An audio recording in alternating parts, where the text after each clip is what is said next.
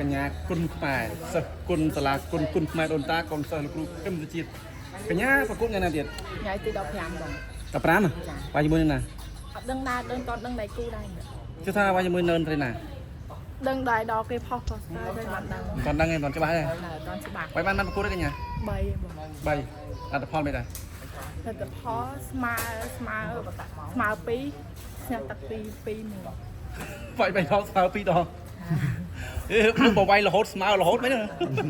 ហើយស្មើម្ដង បាយ3ដងស្មើ2ដងបាយគេត្រឡប់ម្ដង ចា អីកញ្ញាហាត់គុណខ្មែររយៈពេលប្រហែលខែឬប្រហែលឆ្នាំហើយ យូរហើយចិត្ត1ឆ្នាំជាងហើយចូល1ឆ្នាំ នេះឈ្មោះកញ្ញាអត់ចាស់ណា អត់ អត់ចាស់ទេ អត់ទេអ្នកចម្រៀង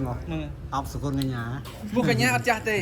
ដល់ទៅជាមីងក៏មីងកញ្ញា មីងកញ្ញា ដល់ពេលអ៊ំក៏អ៊ំកញ្ញាដល់យាយក៏យាយកញ្ញានៅតែកំងរហូត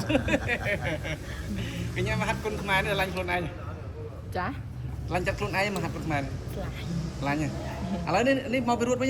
មកពីរត់ ហេរួតដូចអត់បែកញើអត់phảiទៅលូនទេ អត់ទេអត់ អត់បែកញើមានទៅលូនទៅ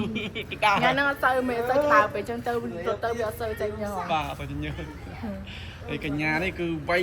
អត់ចេះខ្លាចគេទេអត់ចេះខ្លាចទេបាយហ្នឹងហើយប្រិយមិត្តមើលរៀងអស់កម្ពស់នៅនេះមិនត្រឹមតែជាតារាគុណខ្មែរតារាសម្ដែងតួកុនក៏ត្រូវដែរ មុខមាត់រត់បាន មុខមាត់បានរៀងខ្ពស់ស្រឡះ កូនអ្នកស្រុកណាដែរហ៎ ខេត្តកតា ខេត្តករៀល ខេត្តកតា ខេត្តករៀលនេះស្រុកអី ស្រុកឃុំព្រៃសៃស្រុកវាអានខេត្តកតា អូខុសខ្ញុំក្រាស្ទឹង នេះក្រាទឹក ក្រាស្ទឹង ក្រាស្ទឹងនេះក្រាទឹក គេរបរអាជីពមានច្រើនណាស់មួយស្រីតែមិនបានសម្រេចចិត្តមកស្រឡាញ់គុណខ្មែរវិញ ស្រឡាញ់ឃើញពួកបងអីគាត់វាយទៅឃើញនេះតំណងគាត់វាយតំណងចូលហាត់ អូអត់ចាប់អារម្មណ៍លើអីណាតារាចម្រៀងអីអត់ទេណា អត់ហង ព្រោះឈ្មោះនេះឈ្មោះដូចអោបសុគន្ធកញ្ញាអ្នកចម្រៀងហងមាសហ៎ ចឹងអរគុណកញ្ញាណាជូនពរជោគជ័យ បាទ